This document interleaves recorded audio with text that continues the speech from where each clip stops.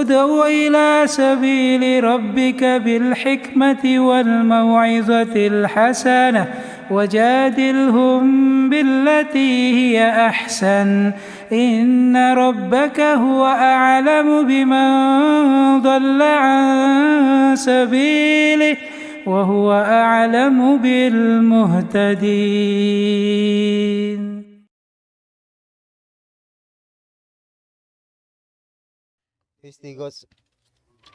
Istighosah kepada selain Allah, bab 14. Termasuk syirik yaitu istighosah atau doa kepada selain Allah. Firman Allah Subhanahu wa taala, a'udzubillahi minasyaitonirrajim, wa la tad'u min dunillahi ma la yanfa'uka wa la yadhurruk, fa in fa'alta fa innaka idzan minadh dhalimin. Dan janganlah kamu menyembah apa-apa yang tidak memberi manfaat dan tidak pula memberi mudarat kepadamu selain Allah. Sebab jika kamu berbuat yang demikian itu, maka sesungguhnya kamu kalau begitu termasuk orang-orang yang zalim. Nah, doa pada selain Allah yang di dalamnya ada istighosah, khusus istighosah ini doa ketika ada bencana besar. Ya, yang biasanya istighosah itu ya, prakteknya bisa bareng-bareng di tanah lapang. Ya, di tanah lapang itu namanya istighosah. Tapi intinya juga sama, itu doa. Dan perlu diketahui doa itu adalah intinya ibadah. Artinya doa itu adalah ibadah. Ketika diberikan selain Allah maka hukumnya syirik akbar. Ya, syirik akbar. Maka di sini Allah melarang wala tad'u min dunillahi ma la yanfa'uka wala yadurruk. Makhluk itu sama seperti manusia. Khuliqal insanu dha'ifa. Nah, jadi kalau minta tolong pada sama makhluk ya sama saja dengan orang tenggelam minta tolong orang yang tenggelam. Ya semakin tenggelam semuanya. Ya, kaifa yukhraqul ghariqu bil ghariq. Bagaimana orang tenggelam bisa diselamatkan oleh orang yang sama-sama tenggelam? Maka di sini jelas ayat ini melarang. Jika tetap ngotot melakukan ya fa innaka idzan minadz zalimin. Zalim itu apa? Syirik. Ya. La tusyrik billahi inna syirka la dzulmun azim. Jadi kalau doa itu enggak ada syirik kecil. Karena doa itu bentuk ibadah. Ya, enggak bisa. Pokoknya berdoa selain Allah itu syirik besar. Ya, doa-doa di sini kan doa minta, apalagi istighosah itu minta pertolongan yang tidak mungkin dilakukan oleh manusia. Nah, wa in yamsaska Allahu bidurrin fala kashifa lahu illa hu wa in yuridka bi khairin fala radda li fadlihi yusibu bihi man yasha'u min ibadihi wa huwal ghafurur rahim. Jika Allah menimpakan sesuatu kemudaratan kepadamu, maka tidak ada yang dapat menghilangkannya kecuali Dia. Dan jika Allah menghendaki kebaikan bagimu, maka tak ada yang dapat menolak karunia-Nya. Dia memberikan kebaikan itu kepada siapa yang dikehendakinya di antara hamba-hambanya, dan Dialah yang Maha Pengampun lagi Maha Penyayang. Surat Yunus ayat 107. Nah, ayat ini menunjukkan batalnya orang yang berdoa selain Allah. Karena apa? Nggak dapat apa-apa.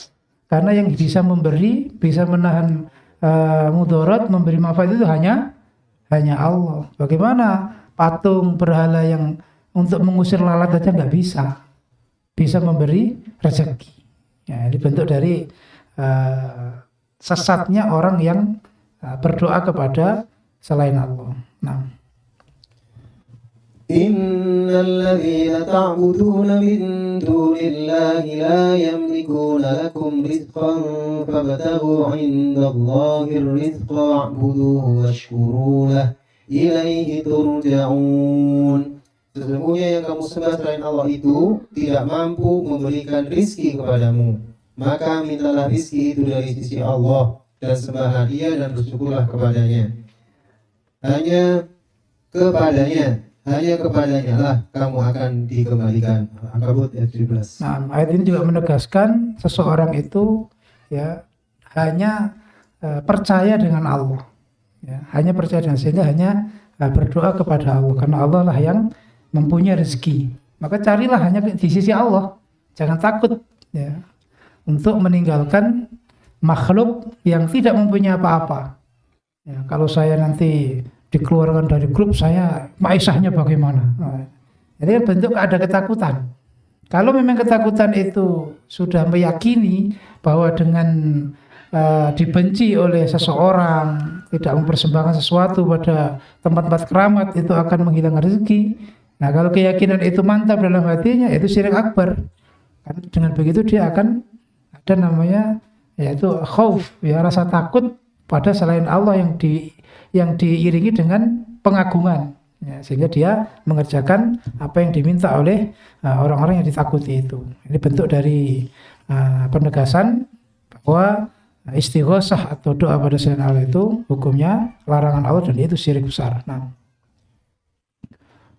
وَمَنْ أَضَلُّ مِمَّنْ يَدْعُو مِنْ دُونِ اللَّهِ مَا لَا يَسْتَجِيبُ لَهُ إِلَى يَوْمِ الْقِيَامَةِ وَهُمْ عَنْ دُعَائِهِمْ غَافِلُونَ وَإِذَا حُشِرَ النَّاسُ كَانُوا لَهُمْ أَعْدَاءً وَكَانُوا بِعِبَادَتِهِمْ كَافِرِينَ. Dan siapakah yang lebih sesat daripada orang yang menyembah sembahan-sembahan selain Allah yang tiada dapat memperkenankan doanya sampai hari kiamat, dan mereka lalai dari memperhatikan doa mereka. Dan apabila manusia dikumpulkan pada hari kiamat, niscaya sembahan-sembahan itu menjadi musuh mereka dan mengingkari pemujaan-pemujaan mereka. Al-Ahqaf 5-6. Nah, doa ini menunjukkan dua hal. Yang pertama, ya, bodohnya orang yang berdoa pada selain Allah. Kenapa? Karena orang yang diminta itu nggak bisa mendengar apa-apa, apalagi mengabulkan. Nah, yang pertama, jadi menunjukkan ya, kebodohannya, menunjukkan ya, tidak rasional, pikirannya itu istilahnya itu nggak berkualitas. Itu hanya termakan oleh tradisi, termakan oleh doktrin, termakan oleh ya, keyakinan yang ya sudah diwariskan oleh nenek moyang. Yang kedua, ya, ayat ini menunjukkan akibatnya orang yang berdoa pada selain Allah. Apa akibatnya? Tidak dapat apa-apa. Bahkan yang diandalkan nanti di akhirat membantu memberi syafaat, ya, tidak dapat. Meskipun di dunia akan aku saksikan nanti di akhirat. Kira-kira bisa apa enggak? Jadi ayat ini dua itu, ya, bodohnya orang yang berdoa, bersandar kepada selain Allah, mengandalkan selain Allah, dan hasilnya nggak dapat apa-apa. Zong, nah itu namanya. Zong yang hakiki yaitu. Nah, ini bentuk dari pengertian yang harus kita pahami betul. 6.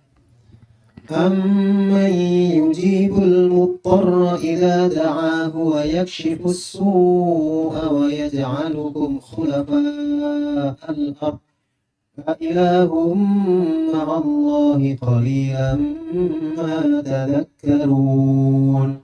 Atau siapakah yang memperkenankan doa orang yang dalam kesulitan apabila ia berdoa kepadanya, dan yang menghilangkan kesusahan, dan yang menjadikan kamu manusia sebagai khalifah di bumi? Apakah di samping Allah ada Tuhan yang lain? Amat sedikitlah kamu mengingatnya. Nah, ayat ini namanya ayat yang di dalamnya itu ada istifham litakrir namanya. Pertanyaan tapi maksudnya itu penetapan. Jadi, siapa yang mengabulkan doanya orang yang kesulitan? Gak ada lain kecuali Allah. Nah, siapa yang menghilangkan penderitaan? Ya gak ada lain kecuali Allah. Siapa yang membuat kalian bisa hidup di bumi dengan semua fasilitasnya? Hanya Allah. Jadi pertanyaan ini gak perlu jawaban, karena jawabannya sudah jelas. Itu namanya istifham litakrir namanya. Ya, untuk penetapan. Kan nanya itu kan macam-macam. Nanya memang nanya betul. Ada nanya, maksudnya minta. Ada sabun nggak? Lah kan, masa sabun hanya ditanyakan, kan nggak? Nah, ini ada makan apa enggak ini ya? Nah, kan? Maksudnya, kok ditotokno panganane gitu. Itu namanya istifham lis-su'al. Memang pertanyaan untuk minta. Nah, kalau ayat ini adalah istifham litakrir, ya, untuk itu istilah tafsir ya, istilah tafsir. Balaghah 6. Atau berani dengan menyebutkan sanadnya, meriwayatkan bahwa pernah terjadi pada zaman Nabi SAW ada seorang munafik yang selalu mengganggu orang-orang mukmin. Maka berkatalah salah seorang di antara mereka, Marilah kita bersama-sama istighosah kepada Rasulullah SAW supaya dihindarkan dari tindakan buruk orang munafik ini. Ketika itu bersabda Nabi SAW, innahu la yustaghothu bihi wa innama yustaghothu billahi. Sesungguhnya tidak boleh istighosah kepadaku, tapi istighosah itu seharusnya hanya kepada Allah saja. Sampai kepada Nabi pun tidak boleh. Istighosah itu kan meminta dicabutnya penderitaan atau musibah yang sedang terjadi, seperti ya saat pandemi. Nah, kita minta doa bareng-bareng supaya dihilangkan. Itu istighosah namanya. Ya, seperti khotib hari Jumat ya, berdoa dengan diamini semuanya. Itu istighosah kalau memang ingin menghilangkan atau mencabut musibah yang besar, yang sulit istilahnya yang sulit dihilangkan. Itu istighosah. Beda dengan doa. Kalau doa kan ada minta, ya ada minta tolong, minta perlindungan, macam-macam. Doa itu lebih umum. Tapi istighosah itu lebih khusus, ya. Lebih khusus. Maka di sini itu hanya pada Allah. Ya, diberikan pada selain Allah, hukumnya syirik karena itu doa. Ya, karena itu doa. Sampai kepada Nabi pun ya tidak boleh. Makanya minta hujan kepada Nabi itu syirik itu. Karena yang menurunkan hujan adalah Allah. Baik. Kandungan jawab ini pertama istighosah, pengertiannya lebih khusus daripada doa. Nah, itu tadi istighosah yaitu ingin ya memohon pada Allah khusus untuk menghilangkan kesulitan yang terjadi, kesulitan yang dialami. Mama lama nggak hujan, ya corona nggak hilang-hilang, tapi insya Allah sudah hilang, ya kan? Tinggal sisa-sisanya ini, ya kan? Nah ini bentuk dari ya, istighosah namanya. Tapi kalau doa itu lebih umum, maknanya lebih umum. Nah. Nomor 2 tafsir ayat pertama. Nah, pertama yaitu tadi larangan keras berdoa pada selain Allah. Nomor 3 memohon kepada selain Allah adalah syirik akbar. Nah, ini perlu kita camkan. Doa itu nggak ada syirik asghar. Karena doa itu mukhul ibadah. Ya, doa itu adalah intinya ibadah. Coba kita sholat, apa intinya? Kan doa. Dari setelah takbir saja ya kita iftitah itu sudah doa. Al-Fatihah juga isinya doa. Maka orang yang berdoa bersama berarti dia ibadah kepada selain Allah. Maka hukumnya hanya syirik akbar. Nah.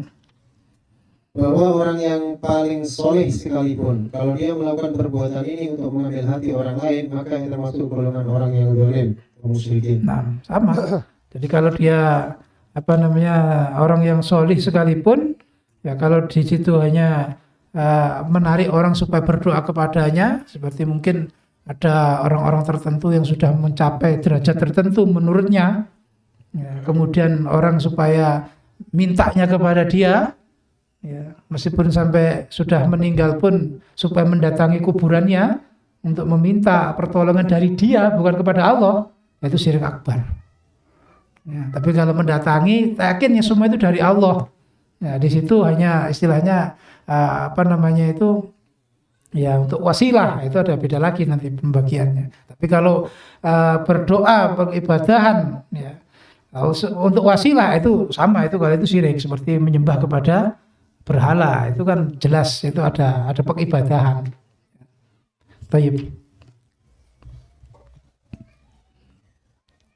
Tafsir Nomor 5 tafsir ayat kedua. Nah, tafsir ayat kedua yang tadi itu adalah tentang bahwa hanya Allah lah yang memberi. Kalau kita minta kepada selain Allah, ya itu berarti tadi disebut ya bahwa tidak akan mendapatkan apa-apa karena selain Allah tidak mempunyai apa-apa. Nah, memohon kepada selain Allah tidak mendatangkan manfaat duniawi, di samping perbuatan itu sendiri adalah perbuatan kafir. Nah, ruginya double. Ya, ruginya double. Karena nggak dapat apa-apa, ya, kemudian juga masuk dalam kategori syirik yang besar. Nah, 7 tafsir ayat ketiga. Iya, sudah tadi. 8 sebagaimana surga tidak dapat diminta kecuali dari Allah, demikian halnya dengan rizki tidak patut diminta kecuali darinya.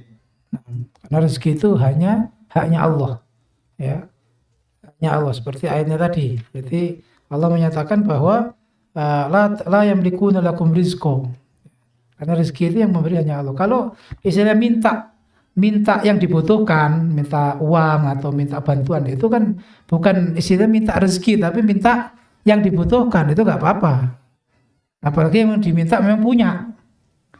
Tapi kalau minta ya kepada orang tertentu, kepada tempat-tempat keramat untuk diluaskan rezekinya supaya bisnisnya semakin berkembang, nah, ini kan minta rezeki itu berarti.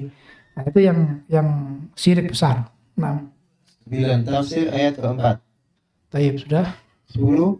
Tidak ada yang lebih sesat daripada orang yang memohon kepada sesembahan selain Allah. Ya, dari kalimat waman adallu. Setiap ayat yang di situ ada tafdil, siapa yang lebih? Ya paling lebih ya yang orang disebut itu. Nah di sini siapa adallu? Siapa yang lebih sesat dari orang yang menyembah pada selain Allah? Yaitu orangnya, nggak ada lain. Ini juga nama istifham untuk takrir, untuk penetapan. Baik. 11. Sesembahan selain Allah itu tidak merasa dan tidak tahu bahwa ada orang yang memohon kepadanya. Nah, seperti para malaikat, para nabi, itu kan nggak tahu kalau diagungkan, didoa disembah, ya ada apa-apa, dimintai tolong, Nabi nggak tahu karena Nabi itu menyampaikan risalah. Ya. Yang beliau adalah pengikutnya seperti Yahudi dan Nasrani yang menganggap Uzair anaknya Allah, Isa anaknya Allah. 12. Permohonan itulah yang menyebabkan sesembahan selain Allah membenci dan memusuhi orang-orang yang memohon kepadanya pada hari kiamat. Malaikat, nabi yang disembah ya tidak akan mengakui. Ya, berhala pun juga tidak akan mengakui karena berhala kan menjadi bahan bakar neraka. Orang-orang yang solih, para wali yang disembah juga sama, tidak akan mengakui, sehingga yang menyembah itu nggak akan dapat apa-apa, nggak dapat syafaat apa-apa, zong di hari kiamat. Ya, orang yang merasa bahwa aku akan menyaksikan, sama itu di sana bukan panitianya, bukan panitianya, dia termasuk yang dihakimi juga, gitu. Nggak ada jaminan. Ya, kalau menjamin surga, apakah yang menjamin sudah surga betul? Nah, kan belum tentu. Nah itu semua akan membenci, ya, semua akan saling menyalahkan. Ya, saya dulu ikut engkau, sekarang kau gak bantu loh. Kenapa kamu ikut saya? Siapa yang nyuruh? Wah, padahal yang doktrin dia dulu dia. Na'udzubillah. 13. Permohonan ini disebut sebagai ibadah kepada sesembahan selain Allah. Karena itu doa itu adalah ibadah. 14. Dan sesembahan selain Allah itu nanti pada hari kiamat akan mengingkari ibadah yang mereka lakukan. Nggak mengakui, sehingga ya semua rugi. 15. Permohonan inilah yang menyebabkannya menjadi orang paling sesat. Karena itu tadi ya, pekerjaan yang dilakukan itu nggak masuk akal, minta sesuatu yang nggak mampu apa-apa dan hasilnya juga nggak ada apa-apa, maka itulah yang paling sesat. 16. Tafsir ayat kelima. Ya sudah. 17. Hal yang mengherankan bahwa para pemuja berhala itu mengakui bahwa tiada yang dapat memperkenankan permohonan orang yang berdoa dalam kesulitan selain Allah. Untuk itu, ketika mereka berada dalam keadaan sulit dan terjepit, mereka memohon kepadanya dengan ikhlas dan memurnikan ketaatan untuknya. Ini yang kita sebut, ya, mereka mengagungkan Allah pada saat hanya dalam keadaan sulit, sedangkan keadaan biasa syukurnya malah kepada berhala. Ya, syukurnya malah kepada danau-danau, penunggu-penunggu, ya, sumber mata air. Padahal yang memberi adalah Allah.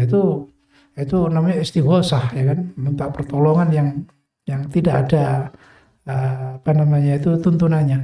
Terakhir 18. Hadis di atas menunjukkan tindakan preventif yang dilakukan Rasulullah Al-Mustafa Sallallahu Alaihi Wasallam untuk melindungi benteng tauhid dan sikap ta'adub atau sopan santun beliau kepada Allah. Jadi doa tadi bentuk innahu la yustaghasu bi wa innama yustaghasu lillah. Aku enggak berhak dijadikan istighosah, minta kepadaku. Nah, itu hanya milik Allah, itu hanya Allah. Ini ada dua tadi itu, yaitu preventif, pencegahan, ya, al-wiqayah, ya, penjagaan supaya enggak terjerumus. Kemudian yang kedua adalah bagaimana Nabi itu ta'addub, menjaga adab bersama Allah. Karena istighosah itu hanya kepada Allah. Meskipun Nabi adalah ya atqul bashar, lebih takwanya manusia, ya, lebih afdalnya manusia, Nabi tidak mengangkat dirinya untuk disembahi. Nah, terus hanya Allah yang berhak disembah. Bab 15. Tiada seorang pun yang berhak disembah selain Allah. Firman Allah Subhanahu wa taala, A'udzubillahi minasyaitonir rajim. Ayusyrikuna ma la yakhluqu syai'an wa hum yukhlaqun wa la yastati'una lahum nasran wa la anfusahum yansurun. Apakah mereka mempersekutukan Allah dengan berhala-berhala yang tak dapat menciptakan sesuatu pun, sedangkan berhala-berhala itu sendiri buatan orang, dan berhala-berhala itu tidak mampu memberikan pertolongan kepada penyembah-penyembahnya, dan kepada dirinya sendiri pun berhala-berhala itu tidak dapat memberi pertolongan. Al-A'raf 191-192. Bab ini masuk juga kepada syirik akbar yang menghilangkan 100% tauhid, yaitu menyembah kepada selain Allah. Kalau menyembah itu meliputi semua hal dari penyembahan, apa ibadah, rasa cinta, takut, ta'zim, semuanya namanya ibadah. Sehingga ayat ini jelas menyatakan ya, pengingkaran yang nyata pada orang yang menyembah pada selain Allah dan menunjukkan kebodohan mereka. Ya, yang disembah itu diciptakan. Ya, bahkan untuk menolong dirinya saja nggak bisa, bagaimana menolong penyembahnya. Na'udzubillah. Naam. وَالَّذِينَ تَدْعُونَ مِن دُونِهِ مَا يَمْلِكُونَ مِن قِطْمِيرٍ إِن تَدْعُوهُمْ لَا يَسْمَعُوا دُعَاءَكُمْ وَلَوْ سَمِعُوا مَا اسْتَجَابُوا لَكُمْ وَيَوْمَ الْقِيَامَةِ يَكْفُرُونَ بِشِرْكِكُمْ وَلَا يُنَبِّئُكَ مِثْلُ خَبِيرٍ. Dan orang-orang yang kamu seru, kamu sembah selain Allah, tiada mempunyai apa-apa walaupun setipis kulit ari. Jika kamu menyeru mereka, mereka tiada mendengar seruanmu, dan kalau mereka mendengar, mereka tidak dapat memperkenankan permintaanmu. Dan di hari kiamat mereka akan mengingkari kesyirikanmu, dan tidak ada yang dapat memberikan keterangan kepadamu, sebagaimana diberikan oleh yang maha mengetahui. Nah, ini sama, bahwa orang yang menyembah selain Allah itu ya, menunjukkan kebodohan karena memang nggak punya apa-apa, yang disembah itu nggak mampu apa-apa, bahkan hanya sekedar mendengar aja nggak bisa. Ya. Intatum la yasma'u du'akum, nggak mendengar aja nggak bisa. Walau sami'u mastajabu, umpama mendengar bisa, nggak bisa memenuhi permintaan. Ya, bagaimana kalau disembah? Dan hasilnya wa yaumal qiyamati yakfuruna bisyirkikum, zong, nggak diakui di sana, nggak ada syafaat di sana. Nah, diriwayatkan dalam Sahih Al-Bukhari dan Muslim dari Anas radhiyallahu anhu, dia berkata, Syujjan Nabi sallallahu alaihi wasallam yawma Uhudin wa kusirat raba'iyatuhu faqala kaifa yuflihu qaumin syajju nabiyahum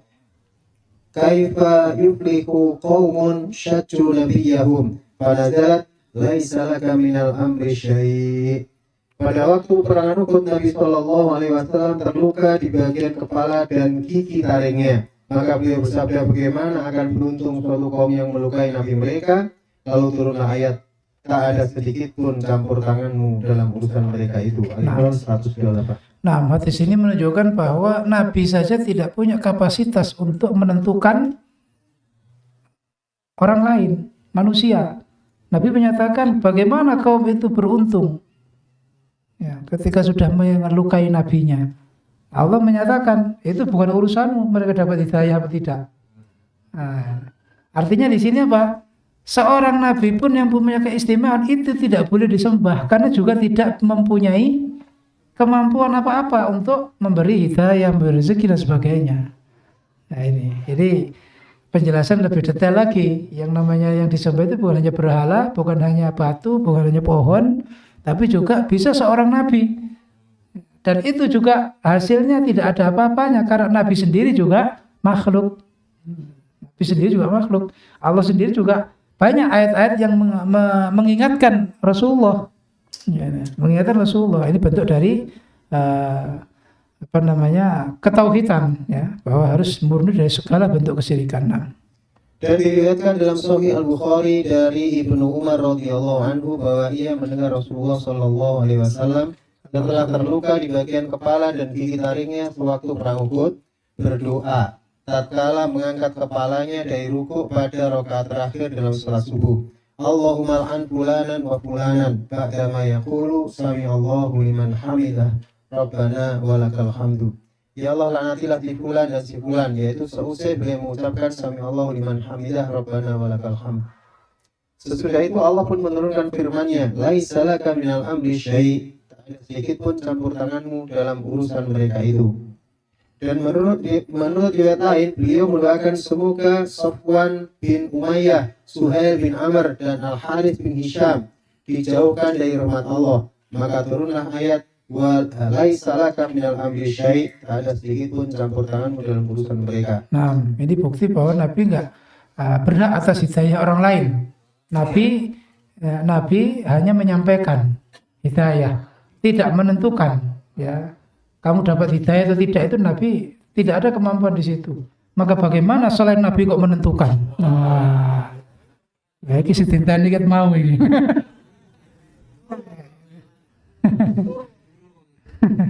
Jalan swarga.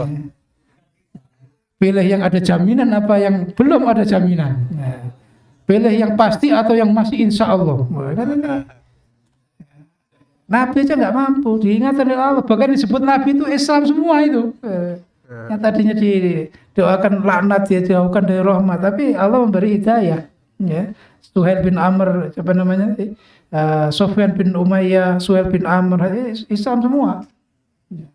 Suhail bin Amr itu kan yang tadinya alot dalam perjanjian Hudaybiyah, tahu-tahu Suhail datang itu kan. Wah, Allah memudahkan perkara kita, ada Suhail datang. Anaknya Islam duluan, anaknya Islam duluan, anaknya Suhail. Ini bentuk dari bahwa hidayah itu bukan urusan makhluk. Ya, sampai sekalipun Nabi pun nggak mempunyai hak apa-apa. Maka diingatkan, itu bukan urusanmu, nggak ada. Kamu nggak boleh intervensi di situ. Nah. Diriwayatkan pula dalam Sahih Al-Bukhari dari Abu Hurairah radhiyallahu anhu, ia berkata, ketika diturunkan kepada Rasulullah sallallahu alaihi wasallam ayat wa anzir ashiratakal aqrabin, dan berilah peringatan kepada kerabat-kerabatmu yang terdekat. Asy-Syura 214. Berdirilah beliau dan bersabda, ya ma'syar Quraisy, ishtaru anfusakum la ughni ankum minallahi syai'a. Ya Abbas bin Abdul Muttalib, la ughni anka minallahi syai'a. Ya Safiyah ammata Rasulillahi, la ughni anki syai'a anki minallahi syai'a.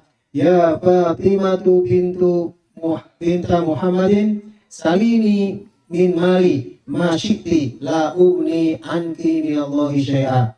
Wahai segenap orang Quraisy, wahai segenap kaum Quraisy, tebuslah diri kalian dari siksa Allah dengan memurnikan ibadah kepadanya.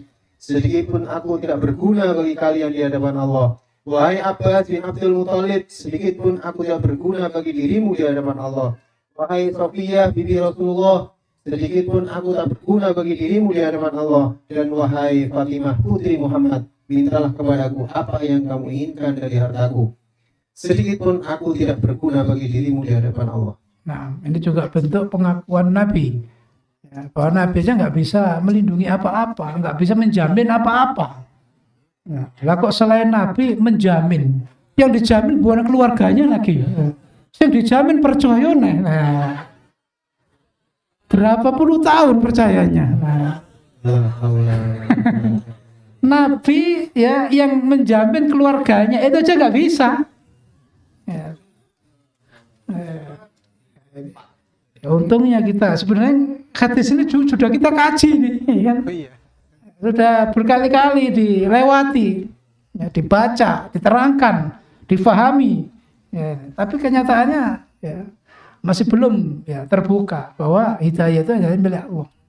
Maka ibadah itu hanya kepada Allah. Ya. Pada seorang nabi pun itu nggak berhak karena nggak mempunyai apa-apa dalam kekuasaannya. Baik, kandungan bab ini satu. Bab bagaimana ya, menyembah pada selain Allah itu batil meskipun menyembah kepada malaikat. Bahkan justru malaikat itu mempunyai khosyah, pengaguan kepada Allah yang luar biasa. Bagaimana mereka dianggap Tuhan.